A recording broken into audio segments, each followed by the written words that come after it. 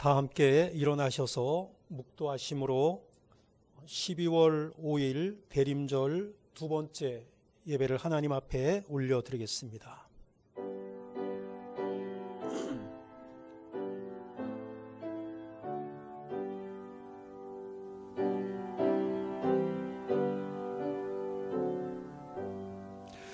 예루살렘을 위하여 평안을 구하라.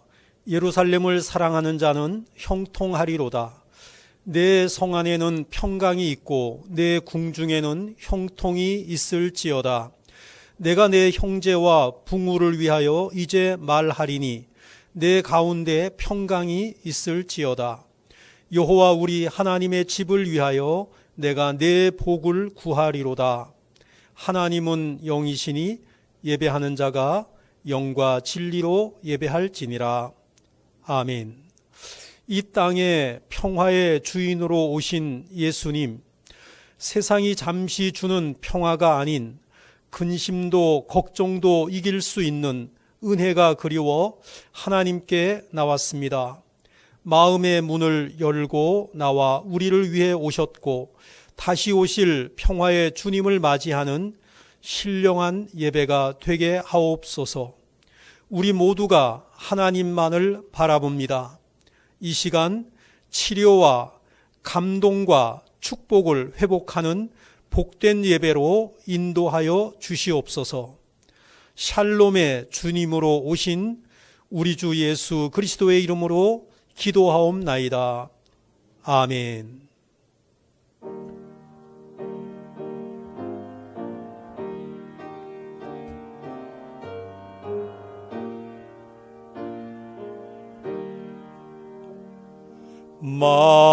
만유의 주제 존귀하신 예수 사람이 되신 하나님 나 사모하여 영원히 섬길 내 영광 되신 주로다. 화려한 동산 무성한 저 수목 다 아름답고 묘하나 순전한 예수 더 아름다워 봄 같은 기쁨 주시네. 광명한 해와 명랑한 저 달빛 수많은 별들 빛나나 주 예수 빛은 더 아련하여 참 비교할 수 없도다.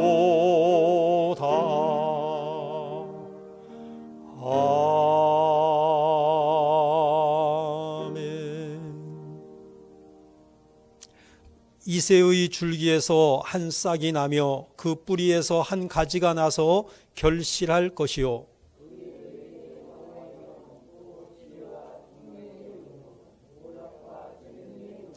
지식과 여호와를 경외하는 영이 강림하시리니 그의 눈에 보이는 대로 심판하지 아니하며 그의 귀에 들리는 대로 판단하지 아니하며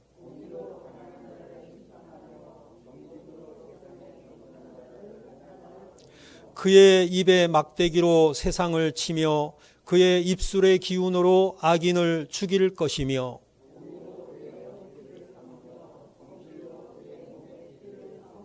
그때 이리가 어린 양과 함께 살며 표범이 어린 염소와 함께 누우며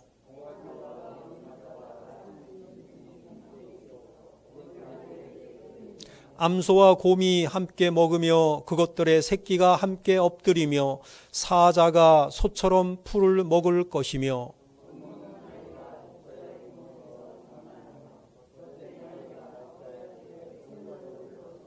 내 거룩한 산 모든 곳에서 해됨도 없고 상함도 없을 것이니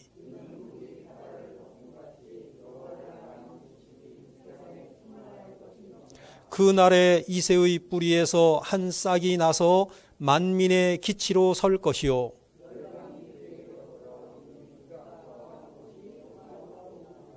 아멘. 신앙 고백하시겠습니다. 나는 전능하신 아버지 하나님 천지의 창조주를 믿습니다. 나는 그의 유일하신 아들 우리 주 예수 그리스도를 믿습니다. 그는 성령으로 잉태되어 동정녀 마리아에게서 나시고 본디오 빌라도에게 고난을 받아 십자가에 못 박혀 죽으시고 장사된 지 사흘 만에 죽은 자 가운데서 다시 살아나셨으며 하늘에 오르시어 전능하신 아버지 하나님 우편에 앉아 계시다가 거기로부터 살아있는 자와 죽은 자를 심판하러 오십니다. 나는 성령을 믿으며 거룩한 공교회와 성도의 교제와 죄를 용서받는 것과 몸의 부활과 영생을 믿습니다. 아멘.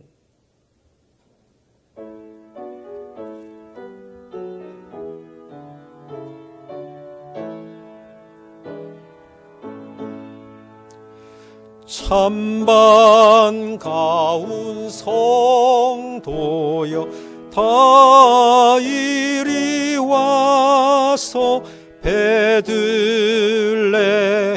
성 안에 가봅시다. 저 구유에 누이신 아기를 보고 엎드려 절하세 엎드려 절하세 엎드려 절하세 구주 나셨네. 저 천사여 찬송을 높이 불러서 이 광활한 천지에 울리어라. 주 하나님 앞에 늘 영광을 돌려 엎드려 절하세 엎드려 절하세 엎드려 절하세 구주 나셨네. 이 세상에 주께서 탄생할 때에 참 신과 참 사람이 되시려고 저 동정녀 몸에서 나시었으니 엎드려 절하세 엎드려 절하세 엎드려 절하세 구주 나셨네. 여호와의 말씀이 육신을 입어 날 구원할 구주가 되셨도다. 늘 감사한 찬송을 주 앞에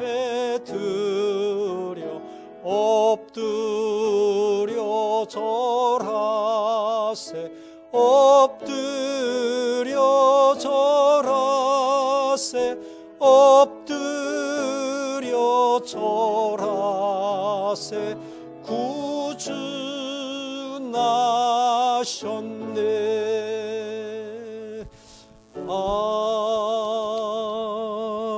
아멘. 변함없는 사랑으로 함께 하시는 하나님 아버지, 지난 올 한 해 동안 우리들을 지켜주셨다가 이제 한 달을 남겨놓고 드리는 거룩한 예배의 기차리로 인도하여 주심을 감사드립니다. 남은 한 달 동안 유종의 미를 거두어 하나님께 영광 돌리게 하시고 사랑과 믿음으로 함께하는 모든 이들에게 더욱 따뜻한 마음을 허락하셔 감사가 넘치는 마지막 한 달이 되게 하옵소서. 무엇보다 주님의 자녀로서 맡기신 사명을 돌아보게 하시고 그 중심을 붙잡아 주시어 2022년을 하나님의 권능을 믿고 담대하게 시작할 수 있도록 이끌어 주옵소서. 올 한 해 동안 우리 모두가 주님의 인도하심을 기억하며 주님만이 우리의 전부이심을 고백하오니 우리의 모든 삶이 십자가 앞에서 다시 시작하게 하옵소서. 그리하여 우리들의 삶이 기도로 주님을 만나는 삶이 되게 하시고 날마다 말씀을 묵상하며 늘 깨어있는 성도의 삶을 살게 하옵소서. 언제나 주님의 음성에 귀 기울이며 주님의 뜻을 분별하게 하셔서 이 땅 위에 하나님의 나라와 그 의를 구하는 성도로서 빛과 소금 같은 삶을 살게 하옵소서. 소망을 주시는 주님, 지난 한 해 동안 믿음 위에 굳게 서지 못했던 부끄러운 일들이 많았습니다. 부족하고 나약하여 고통스러운 순간들을 세상적인 방법으로 해결하려 했던 우리의 허물을 고백하오니 불쌍히 여기시고 용서하여 주옵소서. 이 시간 우리들의 마음을 진실하게 하셔서 자신의 죄인된 모습을 발견할 수 있게 하시고 피 묻은 십자가 아래에서 오직 주님만을 바라보며 새롭게 변화되는 은혜를 부어 주시옵소서. 이 땅 위에 평화의 왕으로 오신 예수님을 본받아 더욱 경건하고 거룩한 삶을 살기 원합니다. 특별히 주님이 주신 믿음으로 이웃을 더욱 사랑으로 품게 하셔서 이웃을 더욱 열심히 섬기게 하옵소서. 사랑과 은혜가 넘치시는 주님, 예배 드리는 이 시간 우리 교회를 위해 기도합니다. 우리 교회가 이 세대 갈급한 심령들에게 주님의 사랑을 증거하며 하나님 앞에 바로 선 교회가 되길 원합니다. 주님의 핏값으로 세우신 우리 교회에 언제나 성령 충만으로 임재하여 주셔서 저희들의 연약하고 부족하여도 주님이 주신 사명을 잘 감당할 수 있도록 그 은혜를 더하여 주시옵소서. 이제 위드 코로나 시기에 우리 교회가 맡기신 사명과 본질을 회복하고 지켜나갈 수 있도록 역사하여 주시고 하늘의 크신 상급을 소망하며 담대히 믿음을 지켜나가는 성도로 넘치게 하옵소서. 이 시간 단위에 세우신 목사님을 특별히 사랑하여 주시어 주님의 권세 있는 말씀을 선포하게 하시고 주님의 은혜를 사모하는 저희 모두가 성령의 임재하심을 체험하며 한 해를 잘 마무리할 수 있는 귀한 시간이 되게 하옵소서. 드려지는 찬양을 기쁘게 흠양하여 주시고 우리 주님 홀로 영광 받으시기 원하오며 거룩하신 예수 그리스도의 이름으로 기도드리옵나이다. 아멘.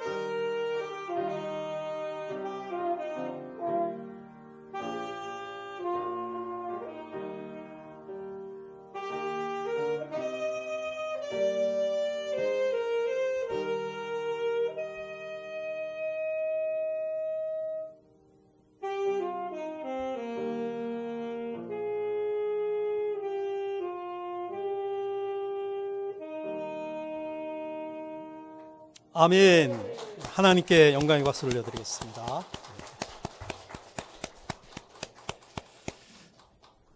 이어서 지난주의 말씀을 암송하도록 하겠습니다.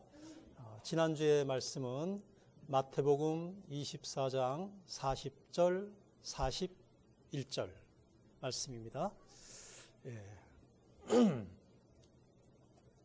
두 사람이 땅에 있으며, 그때, 자, 시작. 그때 두 사람이 밭에 있으며 한 사람은 데려가고 한 사람은 버려둠을 당할 것이요, 두 여자가 맷돌질을 하고 있음에 한 사람은 데려가고 한 사람은 버려둠을 당할 것이니라. 마태복음 24장 40절 41절 말씀. 아멘. 동료들이고 가족들이고 가장 친한 이웃인데 그때에 예수님의 재림 때에 한 사람은 데려가고 천국으로 올라가고 한 사람은 버려둠을 당한다. 그런 말씀이셨습니다. 금주의 말씀을 한번 우리가 읽어보도록 하겠습니다. 금주의 말씀은 요한복음 15장 16절입니다. 읽어요. 시작. 너희가 나를 택한 것이 아니요 내가 너희를 택하여 세웠나니 이는 너희로 가서 열매를 맺게 하고 또 너희 열매가 항상 있게 하여 내 이름으로 아버지께 무엇을 구하든지 다 받게 하려 함이라. 아멘. 요한복음 15장 16절 말씀. 하나님께서 우리를 택하시고 부르시고 하나님의 자녀를 삼으신 목적이 열매 맺는 삶을 살라고 하신 거다. 그런 말씀이죠. 자, 오늘 성경을 봉독하도록 하겠습니다. 하나님께서 오늘 주시는 말씀은 마태복음 3장 1절로 12절까지 말씀입니다. 함께 교독하시겠습니다. 그때 세례 요한이 이르러 유대 광야에서 전파하여 말하되 그는 선지자 이사야를 통하여 말씀하신 자라 일렀으되 광야에 외치는 자의 소리가 있어 이르되 너희는 주의 길을 준비하라 그가 오실 길을 곧게 하라 하였느니라.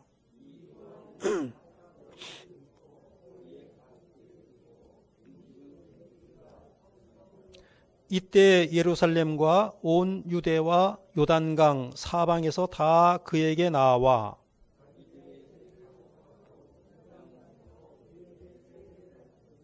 요한이 많은 바리새인들과 사두개인들이 세례 베푸는 대로 오는 것을 보고 이르되 독사의 자식들아 누가 너희를 가르쳐 임박한 진노를 피하라 하더냐. 속으로 아브라함이 우리 조상이라고 생각하지 말라. 내가 너희에게 이르노니 하나님이 능히 이 돌들로도 아브라함의 자손이 되게 하시리라.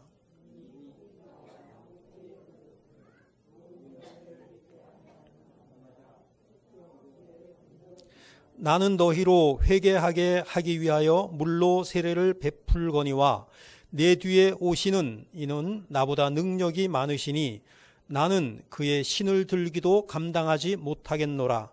그는 성령과 불로 너희에게 세례를 베푸실 것이요 손에 키를 들고 자기의 타작마당을 정하게 하사 알곡은 모아 곳간에 들이고 쭉정이는 꺼지지 않는 불에 태우시리라.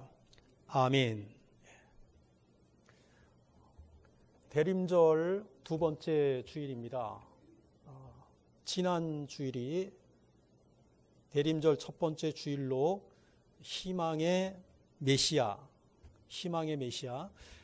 이번 주에는 평화의 메시아라는 제목으로 함께 은혜를 나누기를 원합니다.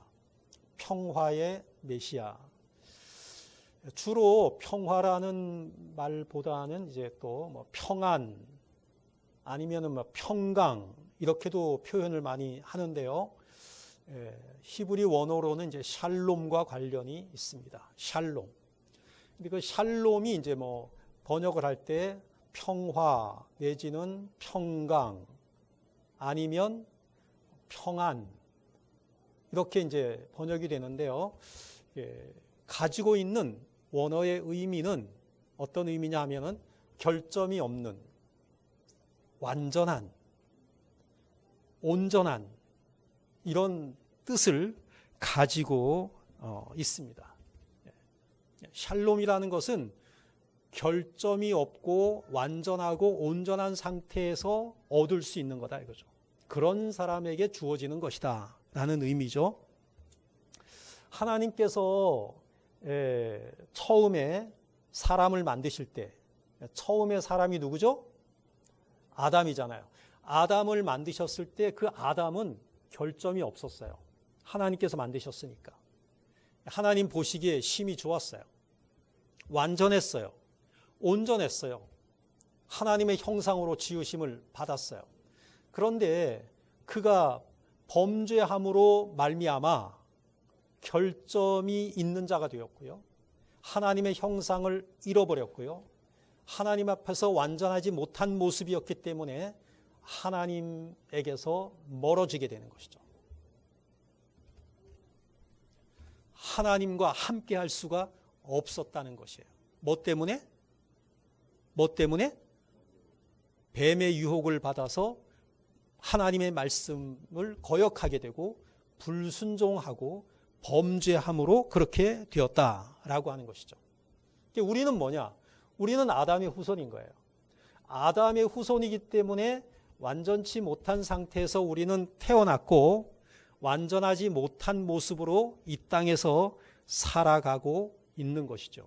그러한 사람을 향하여 세례 요한이 회개하라. 오늘 본문에서 회개하라. 천국이 가까이 왔느니라. 이렇게 외치고 있는 거죠. 완전치 못한 모습, 결점이 있는 모습, 온전치 못한 모습으로 있는 인간들을 향하여서 세례 요한이 회개하라고 외쳤다는 것이죠. 왜 회개하라고 외치죠? 왜 회개하라고 세례 요한이 소리를 치죠? 왜냐하면 회개해야만 결점이 없는 사람이 될 수가 있고 회개를 해야만 하나님과 평화를 이룰 수가 있기 때문이다. 회개가 전제 조건이라는 거예요.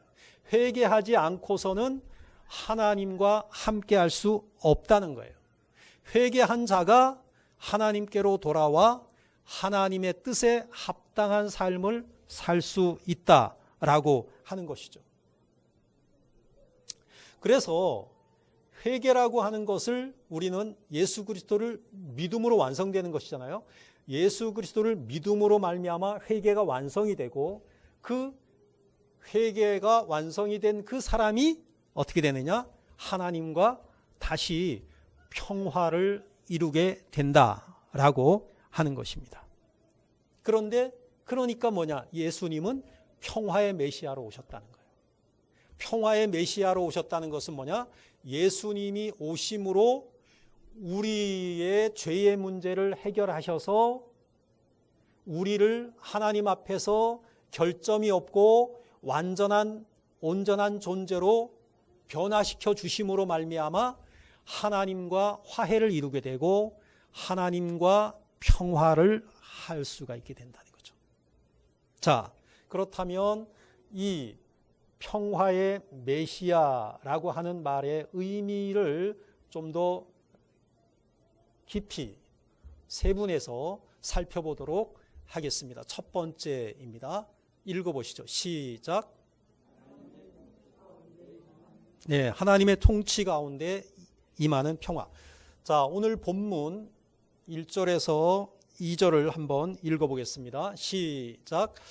그때 세례 요한이 이르러 유대 광야에서 전파하여 말하되 회개하라 천국이 가까이 왔느니라 하였으니 그랬어요. 세례 요한이 백성들을 향하여서 뭐를 얘기했느냐? 회개하라고 외쳤다는 거예요. 다른 얘기하지 않았다는 거예요. 다른 말 하지 않고 회개하라고 얘기했다는 거예요. 왜 회개하라고 말했느냐? 회개하라고 한 이유가 있는데 천국이 가까이 왔기 때문에 이 말입니다. 왜 회개해야 되느냐? 천국이 가까이 왔으니까. 천국이 뭐냐? 천국은 하나님의 나라입니다. 하나님의 나라가 임했기 때문에 너희들은 회개해야 된다 그 말입니다. 하나님의 나라가 가까이 왔기 때문에 너희들이 먼저 해야 될 일이 뭐냐? 회개해야 된다. 자, 우리나라에는 헌법이 있어요. 헌법. 헌법이 있다는 말은 뭐냐면은 우리나라에는 헌법이 적용되는 나라다. 헌법에 우리가 맞추어서 헌법에 위배되지 않는 삶을 살아야 된다는 거죠. 그 헌법으로 우리나라를 다스리고 법을 집행한다라고 하는 것이죠. 우리나라는 그래요. 헌법이에요. 하나님 나라는 뭐냐? 하나님 나라는 하나님의 법이 있어요. 하나님의 나라에는 하나님의 법이 적용이 되는데 하나님의 그 나라에는 죄 있는 자가 들어갈 수 있어요, 없어요? 하나님의 나라에는 죄 있는 자가 들어가요, 못 들어가요? 죄인은 못 들어가요. 그게 하나님 나라의 법이에요. 하나님 나라에는 하나님의 법이 집행되기 때문에 하나님의 나라에는 죄인은 못 들어가게 돼 있어요. 의인들만 들어갈 수 있어요. 그러니까 죄인은 하나님 나라에 들어갈 수가 없으니까 너희들은 뭐 해야 되느냐? 죄의 문제를 해결해야 된다. 죄의 문제를 해결하기 위해서 뭐 해야 되느냐? 회개해야 된다. 그 말이에요. 회개해야 되는 이유는 회개를 통해서 죄사함을 받게 되고 그래서 죄 씻음을 받은 자가 하나님 나라에 들어갈 수 있기 때문에 회개하라고 지금 외치고 있는 것이죠. 거기에 그 근거가 회개해야 된다라고 하는 그 근거가 그 3절에 나와 있죠. 이사야를 통하여서 말씀하신 자다. 누가? 예수님이.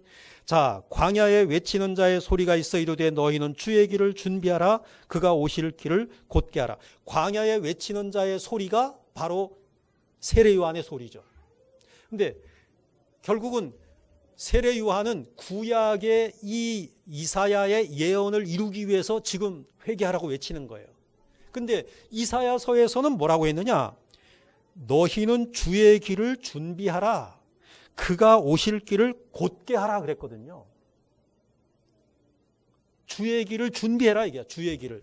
주의 길을 준비해야 되는데 주의 길을 준비하는 게 뭐냐? 뭐예요? 세례 요한이 뭘 외쳤어요? 회개를 외쳤잖아요. 주의 길을 준비하는 게 바로 회개하는 거예요. 하나님의 대로를 평탄케 하라. 그게 바로 회개하는 거예요. 회개해야만 하나님의 나라가 임할 수가 있고 회개해야만 그 나라에 들어갈 수가 있기 때문에. 회개라고 하는 것은 지금까지 지난날이죠. 지난날 과거에 하나님을 떠나 살던 그 모든 잘못을 돌이켜서 용서받고 이제부터는 하나님의 뜻에 순종하면서 살겠습니다 라고 고백하는 게 회개예요. 지금까지 내가 잘못된 가치관을 가지고 잘못 살아왔어요. 그것에 대해서 내가 잘못했습니다 라고 고백하는 거죠. 그래서 용서받는 거죠.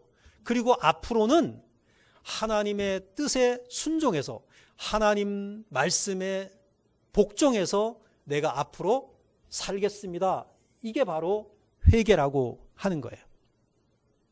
이 회개한 자에게 비로소 뭐가 임한다? 하나님의 평화가 임한다 라고 하는 것이죠. 예수 그리스도의 평화가 임한다. 누구에게? 회개한 자에게. 회개한 자에게 그리스도의 평화가 임하게 되고 그 사람에게 하나님의 통치가 임하게 된다라고 하는 것이죠.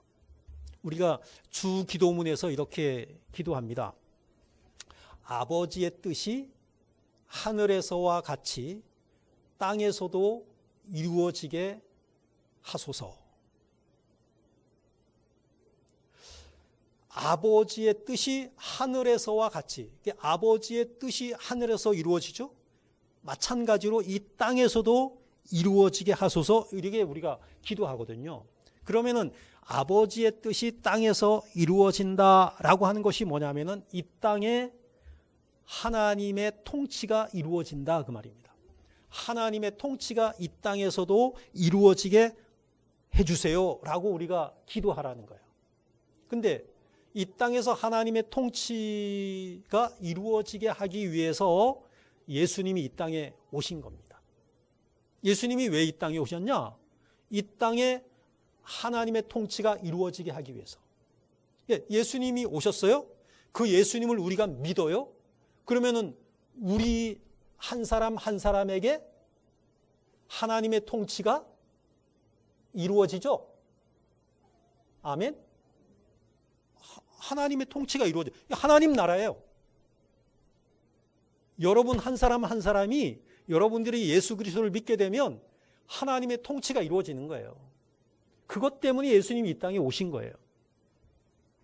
평화라고 하는 것은 어떠한 상황 속에서도 상황과 관계없이 완전하고 온전하고 결점이 없는 상태, 그것이 바로 평화예요. 샬롬이에요. 상황과 관계없는 거예요. 우리는 자칫하면 하나님의 통치를 받지 않게 되면 상황에 따라서 내가 천국이 되기도 하고 상황에 따라서 내 상태가 지옥이 되기도 하고 그러잖아요.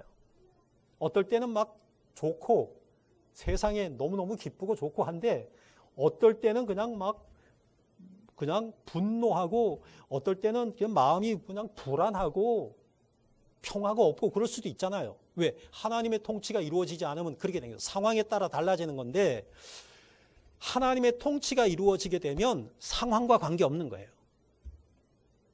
그러니까 베드로나 바울이 감옥에 갇혀서도 찬송이 나오는 거예요. 하나님의 통치가 이루어지니까 감옥에 갇혀 있는 것과 관계가 없는 거예요.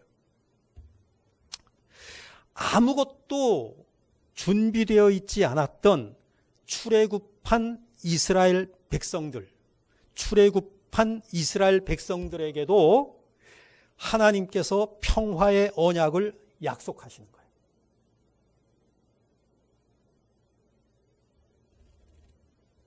평화란 뭐냐?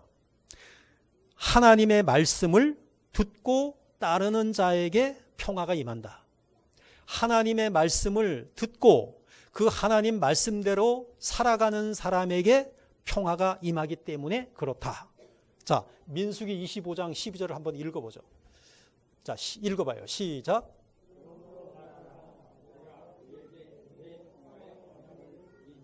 예.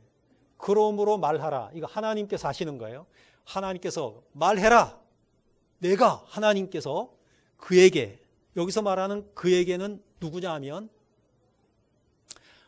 크게는 이스라엘 백성들에게 라고도 할 수 있고요. 좁은 의미로는 아론의 손자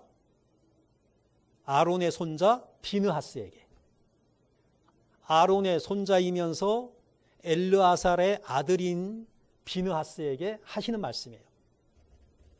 넓게는 이스라엘 백성들에게 하시는 말씀이고요. 그럼 요게 왜 나왔느냐 하면 요 앞에 어떤 문제가 생겼느냐 하면은 바알부올 사건이에요. 바알부올 사건. 이스라엘 백성들이 40년 거의 다 지났어요. 광야 생활 거의 다 지났는데 이스라엘의 남자들이 모압 여자들과 음행을 하기 시작을 해요. 뭐를 한다? 모압 여자들과 음행을 하는 거예요.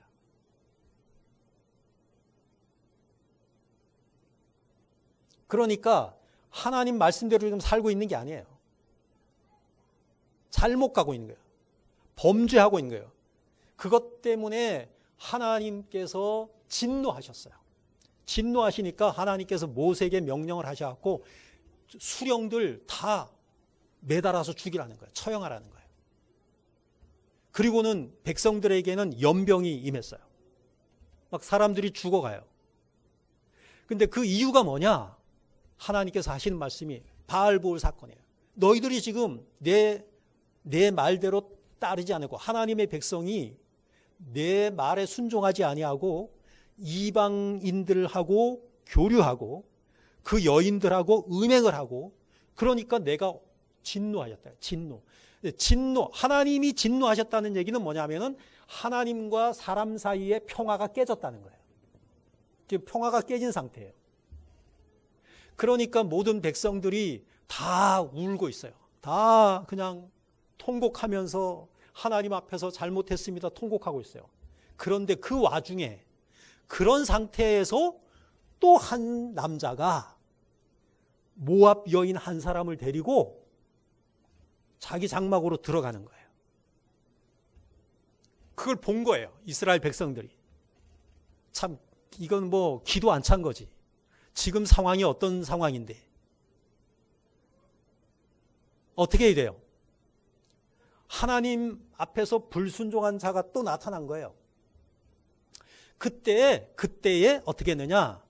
이 아론, 대제사장 아론의 손자이자 엘르아살은 아론의 아들입니다.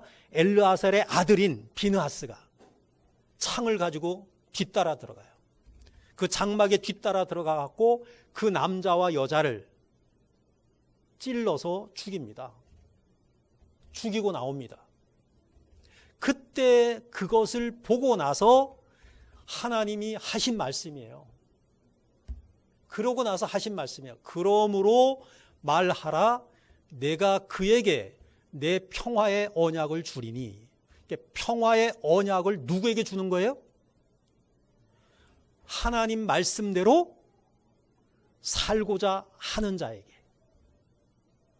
그 비느하스가 그 남자와 여자를 죽인 이유는 뭐냐면은 하나님의 뜻에 불순종했기 때문에 그들을 하나님의 뜻대로 처형한 거예요.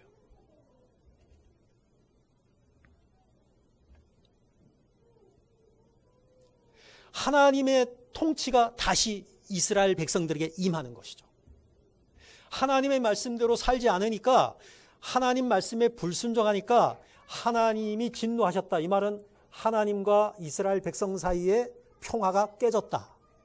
그런데 하나님의 뜻을 헤아리고 하나님 말씀대로 순종해서 비느하스가 그 남자와 여자를 죽이니까 하나님과 사람 사이의 평화가 다시 회복된 거예요.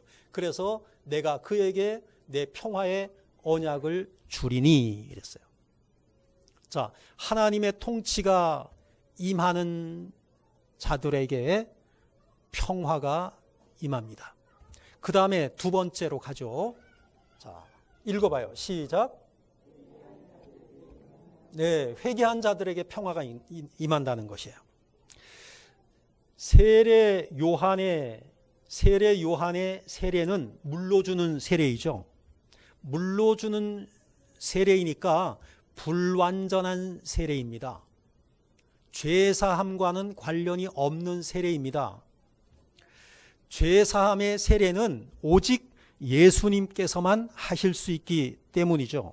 그럼에도 불구하고 세례 요한이 세례를 베푼 것은 회개한 자들에게 하나님의 진노가 아닌 평화가 임할 수 있기 때문이다 라고 하는 것이죠. 회개하는 자들에게 평화가 임하기 때문이다 그 말입니다. 자, 이사야 53장 5절을 한번 읽어보겠습니다. 시작. 그가 상함은 우리의 죄악 때문이라. 그가 징계를 받음으로 우리는 평화를 누리고 그가 채찍에 맞음으로 우리는 나음을 받았도다. 이사야의 예언서에 나옵니다. 좀 조용히 해라. 자, 지금 이사야의 그 예언인데 저것은 예수님이 이 땅에 오시기 700년 전에 한 예언이에요. 근데 그가 찔림은 했을 때 그 예언이 메시아 예언서인데 그가가 바로 예수님을 의미해요. 메시아 예수님을 얘기해요. 그 예수님이 찔린 것은 왜 찔렸느냐? 우리 허물 때문에 찔렸다 이거예요. 우리가 찔려야 되는데 예수님이 대신 찔리신 거예요.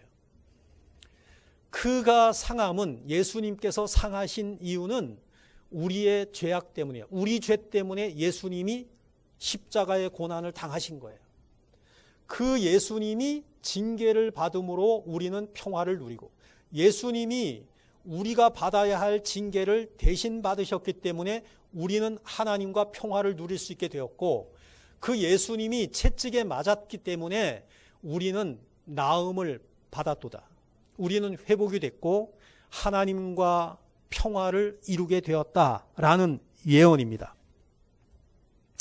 자, 누가복음 2장 14절을 한번 읽어보죠. 읽어봐요. 시작. 지극히 높은 곳에서는 하나님께 영광이요 땅에서는 하나님이 기뻐하신 사람들 중에 평화로다 하니라. 예수님이 지금 방금 태어나셔가지고 말구유에 놓여 있어요. 그 상태에서 천군 천사가 지금 노래하고 있는 거예요. 지극히 높은 곳에서는 하나님께 영광이요. 예수님이 이 땅에 오신 것이 하나님께 영광인 거예요. 땅에서는 하나님이 기뻐하신 사람들 중에 평화로다.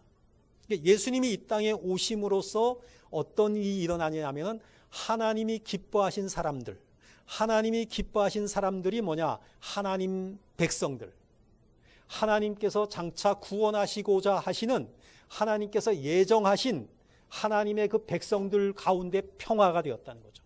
예수님이 평화의 메시아로 오셨다는 거예요.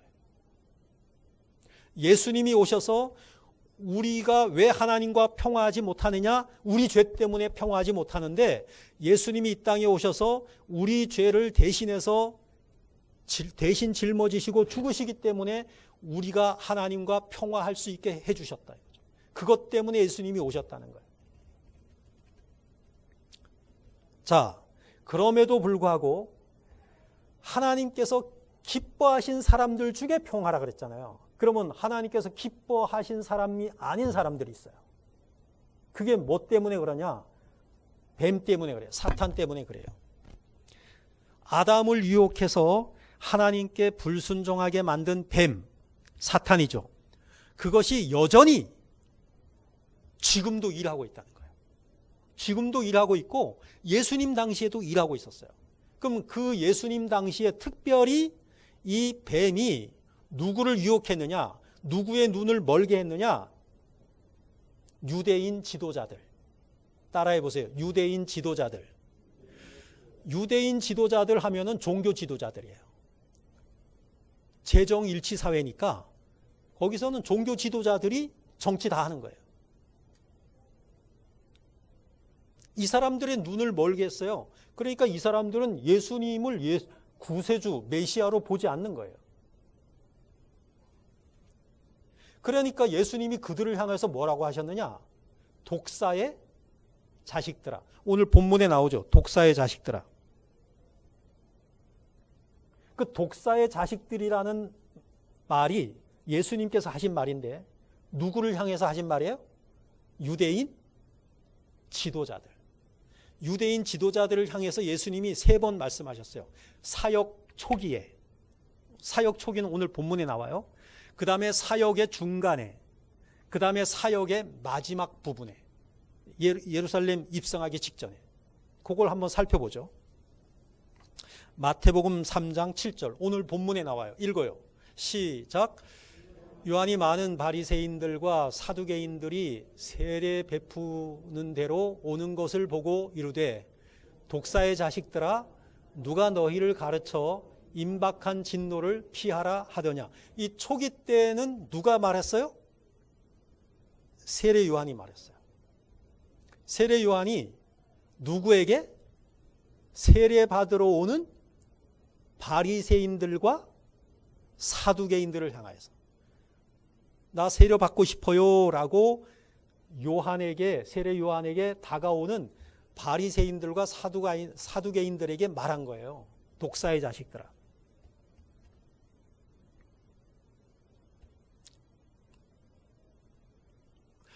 자, 사역의 중간 부분에 예수님이 하시는 말씀이에요. 마태복음 12장 34절 읽어요. 시작. 독사의 자식들아 너희는 악하니 어떻게 선한 말을 할 수 있느냐? 이는 마음에 가득한 것을 입으로 말함이라. 바리새인들을 향하여. 그 다음에 사역의 마지막 부분에 예루살렘 입성하시기 직전에 마태복음 23장 33절, 이것도 예수님이 하신 말씀이에요. 읽어요. 시작.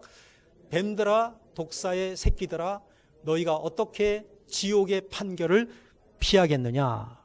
서기관들, 예수님이 말씀하셨어요. 외식하는 서기관들과 바리새인들이요 이랬어요. 그들을 향해서 하신 말이에요. 그러니까 서기관들, 바리새인들, 사두개인들, 대제사장들, 이 사람들이 유대인 지도자들이에요. 그들을 향하여서 하신 말씀이 독사의 자식들이라는 거예요. 그러면 왜 독사의 자식들이라고 얘기했느냐? 이 사람들이 회개하지 않았기 때문에. 다른 이유가 없어요. 왜 독사의 자식들이라고 말씀하셨느냐? 이유가 회개하지 않았기 때문에. 회개하지 않으니까 어떻게 됩니까? 예수님이 하시는 일들을 끝까지 방해하는 거예요. 예수님을 끝까지 방해하고 예수님을 어떻게든지 고소하려고 하고 예수님을 처형하는 자리에까지 몰고 갔잖아요. 그러니까 평화를 얻기 위해서 절대적으로 필요한 게 뭐예요? 내가 하나님과 평화하기 위해서 절대적으로 필요한 게 뭐예요? 회개해야 된다는 거예요. 회개해야 돼요. 회개하는 자들에게 임하는 평화예요. 회개는 뭐냐? 믿는 자들에게 없어서는 안 되는 게 회개예요. 회개. 회개한 사람들만이 지금 이 자리에 있을 수 있는 거예요. 지난날의 잘못을 회개하고 이제부터는 하나님의 통치하심에 내가 따르겠습니다 라고 그렇게 결단한 사람들에게만 하나님의 평화가 임한다는 것이죠. 그런 자들에게 평화의 메시아로 예수님께서 다가오신다라고 하는 것이죠. 세 번째로 갑니다. 읽어요. 시작. 하나님의 통치가 임하는 자에게 평화가 임하고요. 그 다음에 회개하는 자에게 평화가 임하고요. 그 다음에 마지막, 이게 중요해요. 우리는 하나님의 통치를 받고 있어요. 예, 우리에게 평화가 임했어요. 우리는 회개한 사람들이에요. 하나님의 평화가 임했어요. 근데 이제 이게 중요한 거예요. 좋은 열매를 맺는 자에게 임하는 평화다. 좋은 열매가 뭐죠? 오늘 본문에 좋은 열매라고 나와요. 좋은 열매라고도 나오고 또 뭐라고도 하느냐 하면은 회개에 합당한 열매라고도 8절에서 표현하고 있어요. 좋은 열매를 설명하면 회개에 합당한 열매예요. 회개한 자들은 당연히 이 열매를 맺어야 돼. 열매 맺으라 그러니까 뭐 과일 열매 이렇게 이제 우리가 상상하는데 비유니까요. 이 좋은 열매를 맺어야 되는데 좋은 열매는 회개에 합당한 열매예요. 회개한 자들은 이 열매를 당연히 맺어야 돼요. 근데 그게 뭐냐? 그게 바로 뭐라고 써 있어요? 삶의 변화라는 거예요. 내가 예수 믿고 내가 회개한 자야. 하나님의 통치를 받아. 그럼 그 사람에게는 당연히 삶의 변화가 일어나야 된다는 거예요. 가치관의 변화가 일어나야 된다는 거예요. 세상 사람들과는 다른 삶을 살아야 된다는 거예요. 그걸 이야기하고 있는 것입니다. 자, 죄를 스스로 고백한, 자백한, 다시 말해서 회개한 자들에게 이 변화가 일어나야 되는데 그게 바로 뭐냐? 열매를 맺어야 된다는 거예요. 자, 그렇다면 회개에 합당한 열매가 삶의 변화인데 구체적으로 예수님은 이것에 대해서 어떻게 표현하고 계시는가? 예수님이 구체적으로 어떻게 표현하고 계시는가? 세 부류의 사람들을 향해서 이렇게 말씀하셨어요. 누가복음 3장 11절 14절 읽어요. 시작. 대답하여 이르되 옷 두 벌 있는 자는 옷 없는 자에게 나눠줄 것이요 먹을 것이 있는 자도 그렇게 할 것이니라 하고. 자, 요 첫 번째입니다. 다시 11절 첫 번째입니다. 회개에 합당한 열매는 이런 거예요. 구체적으로 예수님이 아주 풀어서 설명하고 있어요. 그냥 대상이 없죠. 그냥 대답하여 이르되니까 거기에 모인 무리들을 향해서 하신 말씀이에요. 옷이 2벌 있어? 그러면 옷 없는 자에게 나눠줘라. 이게 삶의 변화예요. 먹을 것이 있는 자도 그렇게 해라. 지금까지 회개하기 전까지는 다른 사람은 뭐 관심 없어. 다른 사람은 관심 없고 나밖에 몰랐어. 지금까지. 나밖에 모르던 삶이 회개를 하고 하나님의 통치가 임하니까 이제부터는 뭐냐면은 다른 사람들이 보이기 시작하는 거예요. 나에게는 있는데 그 사람에게는 없는 것. 이게 보이는 거예요. 그럼 뭐 해라? 나눠줘라 이거예요. 이웃사랑이죠. 이웃사랑을 이렇게 실천하라는 거예요. 그 다음에 12절로 가죠. 세리들도. 자, 이제 세리들을 향하여서 하신 말씀입니다. 읽어봐요. 시작. 세리들도 세례를 받고자 하여 와서 이르되 선생이여 우리는 무엇을 하리까 하매 이르되 부가 된 것 외에는 거두지 말라. 세리들은 좋은 열매 맺는다. 세리들이 이제 예수 믿고 변화된 삶을 산다. 좋은 열매 맺는다. 그게 무슨 뜻이냐? 세리들이 이제부터는 부가 된 것 외에는 거두지 말라. 이거예요. 구체적이죠? 지금까지는 세리들이 왜 세리가 됐어요? 여러분, 세리들이 왜 세리가 됐어요? 그 당시에? 예수님 당시에 세리된 이유, 사람들에겐 욕먹어도 괜찮아, 난. 사람들에게 욕먹은 뭐, 어때? 뭐, 욕이 뭐 배 속으로 들어오는 것도 아니고, 난 그 관계 없어. 욕먹어도 상관없고, 나는 뭐만 있으면 돼. 돈만 벌면 돼. 그거잖아요. 그러니까 자기에게 100만큼 부가가 됐어요. 100만큼 걷어서 내면 되는데 200을 걷는 거예요. 200을 걷어갖고 100은 자기가 인마이 포켓하고 100만 내는 거예요. 지금까지는 그렇게 살아왔어요. 세리들이. 근데 세리들이 네가 회개했어? 그러면 이제부터는 부가 된 것 외에는 거두지 마. 이게 좋은 열매 맺는 거예요. 그 다음에 넘어가요. 14절 읽어요. 시작. 군인들도 물어 이르되 우리는 무엇을 하리까 하매 이르되 사람에게서 강탈하지 말며 거짓으로 고발하지 말고 받는 급료를 족한 줄로 알라 하니라. 군인들도 이제 세례받으러 왔어. 우리는 어떻게 해야 되죠? 세례받고 나서 좋은 열매를 맺어야 돼요. 회개에 합당한 열매를 맺어야 되는데 너희들은 이렇게 하면 돼. 군인들이 지금까지는 어떻게 살아왔느냐? 그 당시 로마 군인들은 나는 새도 떨어뜨린다 그랬어요. 백성들이 무서워해. 이 군인들이 남의 거 막 뺏어. 그래도 괜찮았어. 로마 군인들은. 강탈했단 말이에요. 그리고 막 거짓으로 고발하고 자기 말 안 들으면은 그냥 막 붙잡아다가 그냥 감옥에다 집어넣고. 그 다음에 뭐냐? 자기 받는 급료로 만족하지 못하고 불법적인 방법으로다가 이익을 취했단 말이에요. 근데 그러지 말라는 거예요. 그게 바로 좋은 열매 맺는 것이고 그것이 바로 회개에 합당한 열매 맺는 삶이고 그것이 바로 변화된 삶이라는 거예요.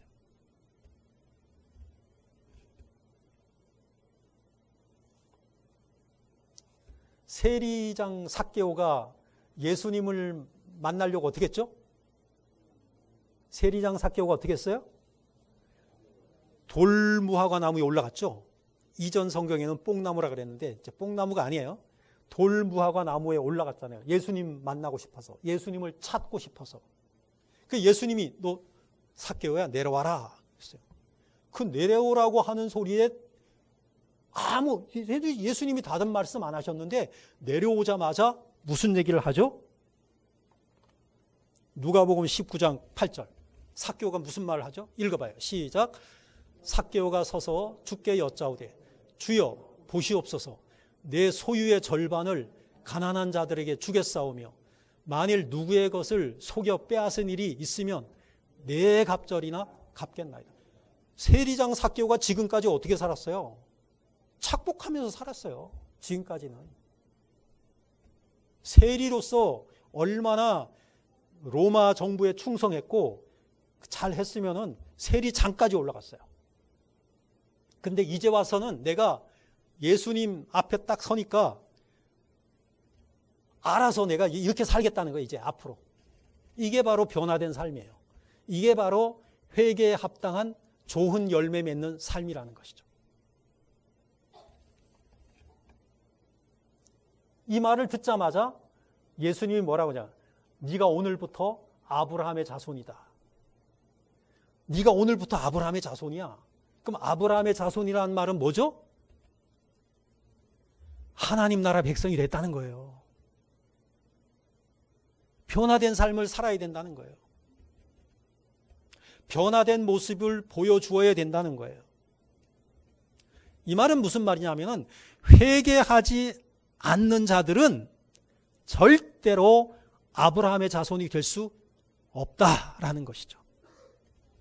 그리고 나서 이제 오늘 본문의 10절, 12절 보면은요, 회개하지 않은 사람들은 어떻게 되냐? 그 사람들은 불에 태워진다. 불에 던져진다. 이렇게 표현하고 있어요. 불에 던져진다, 불에 태워진다. 이 말은 뭐냐면은 회개하지 않은 자들은 심판받는다, 멸망받는다 라는 것을 이야기하고 있는 것이지요. 그래서 누구죠?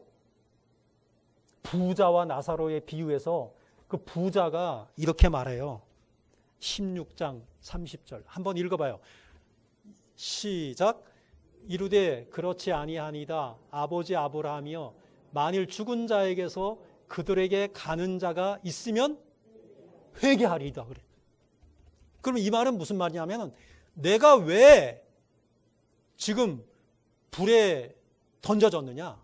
내가 왜 아브라함의 자손이 되지 못했느냐? 그 부자가 부자였기 때문입니까? 네?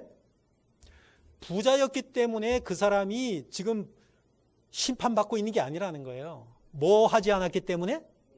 회개하지 않았기 때문에. 그 얘기하는 거예요. 내가 회개하지 않았기 때문에 내가 지금 이렇게 고통을 겪고 있습니다. 그 말을 하는 것이에요. 자, 말씀을 정리합니다. 예수님께서 우리의 죄를 사해 주셨어요. 우리의 죄를 사해 주셨으니까 우리는 이제 의롭다 여김을 받게 되었고 하나님의 통치를 받게 되었어요.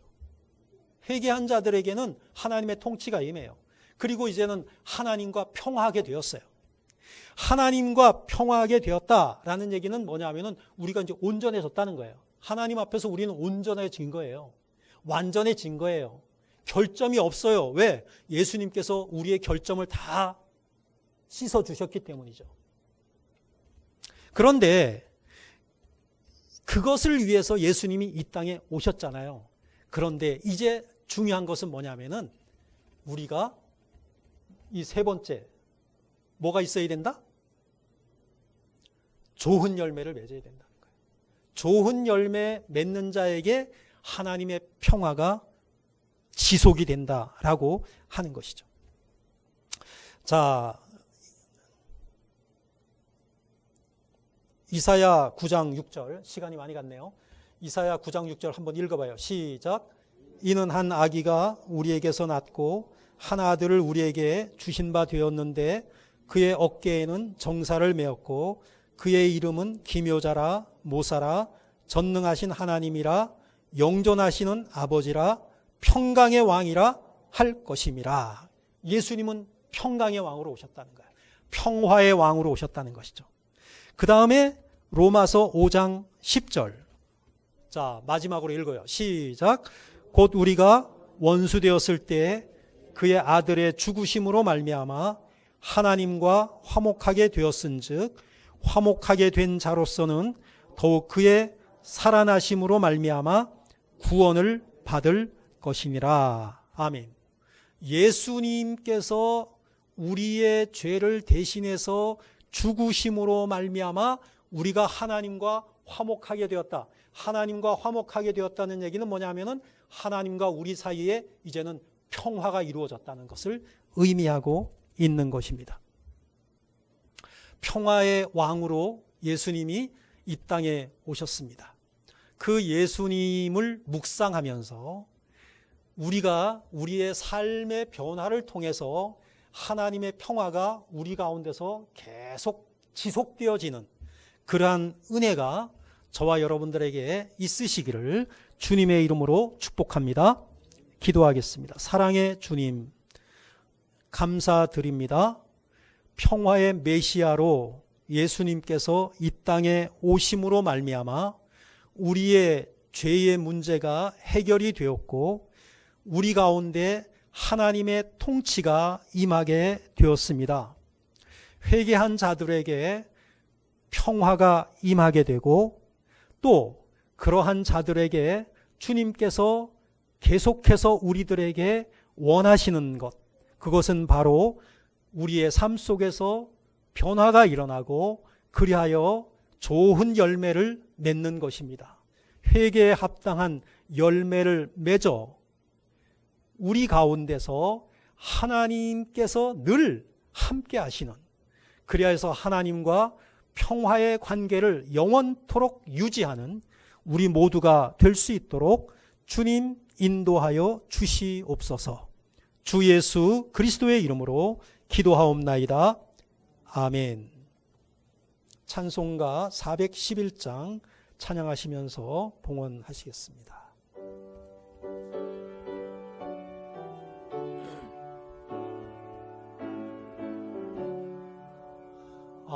내 맘속에 참된 평화 있네.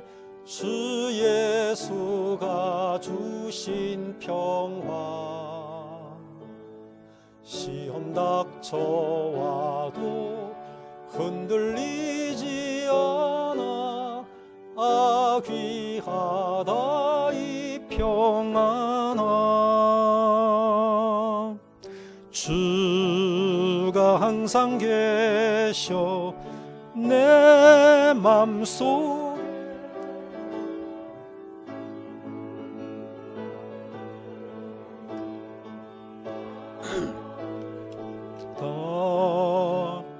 주 나의 맘에 계셔 위로하시네. 어찌 내가 주를 떠나 살까. 이 귀한 평화 내가 받고 보니 내 슬픔이 사라지.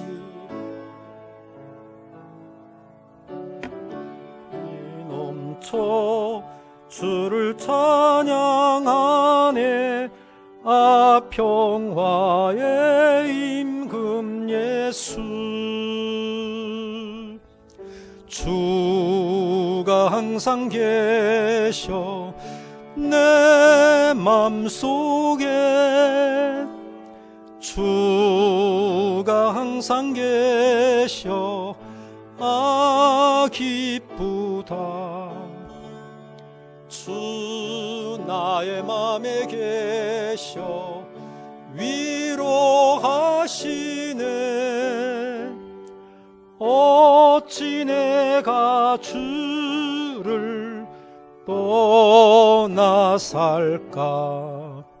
주 날개 아래 내가 사는 동안 이 보배를 빛내리라. 기쁜 그날이 와 주를 만나 뵐 때 아 그 평화 영원하리. 주가 항상 계셔 내 맘속에. 주가 항상 계셔 아 기쁘다. 주 나의 맘에 계셔 위로하시네. 어찌 내가 주를 떠나 살까. 아멘. 하나님 은혜를 감사드립니다. 주 예수 그리스도를 믿음으로 평화의 메시아로 주님이 우리 가운데 오셔서 늘 함께해 주심을 감사드립니다. 어떠한 상황 속에서도 힘들고 어려운 일들을 만나도 시험을 닥쳐도 아버지 하나님, 어떠한 고난 속에서도 우리의 마음속에 이 평화가 흔들리지 아니하는 그러한 은혜를 우리 모두에게 주시니 감사를 드립니다. 아버지 하나님, 하나님의 은혜에 감사하는 마음을 우리가 늘 가지고 그리고 또 그 마음을 담아 오늘도 귀한 예물을 주님 앞에 올려드립니다. 우리가 가진 모든 것이 하나님의 것이다 라는 사실을 우리가 알고 고백하며 주님 앞에 드립니다. 주님께서 기쁘시게 받으시는 예물 되기를 원하며 드린 손길마다 하나님께서 흔들어 차고 넘치는 복으로 함께하여 주시고 드리고 싶지만 드리지 못하는 안타까운 손길들도 있사오니 그들에게 하나님 함께하여 주셔서 부족함이 없는 풍성한 은혜가 늘 넘치는 그러한 삶을 회복할 수 있도록 인도하여 주시기를 원합니다. 하나님 앞에 드려진 예물들이 하나님 나라를 위하여 필요한 곳에 사용되게 하시고 아름다운 열매로 주님 앞에 다시 돌려드릴 수 있도록 은총을 더하여 주옵소서. 주 예수 그리스도의 이름으로 기도하옵나이다. 아멘. 교회 소식을 전해드리겠습니다. 치유와 감동과 축복이 있는 원당제일교회 나오심을 진심으로 환영하고 축복합니다. 대림절 기간이 지난주에 이어서 계속되고 있습니다. 다시 오실 주님을 소망 가운데 묵상하며 깨어 기도하는 12월이 되시기를 바랍니다. 12월은 성탄과 송년의 달입니다. 각 기관에서는 총회를 통해서 새해 임원을 선출해 주시고 오늘까지 명단을 전해 주시면 감사하겠습니다. 다음 주 주일 예배 후에 11시 예배 후에 공동의회가 있겠습니다. 12월 25일 성탄 축하 예배 시에 성찬 예식과 세례 예식을 거행하고자 합니다. 세례를 받으실 분은 신청해 주시면 감사하겠고요. 목회를 위한 기도 제목 여러분들 기도해 주시기를 바라고요. 다 함께 일어나셔서 파송의 찬송 부르신 후에 축도로 예배를 마치겠습니다.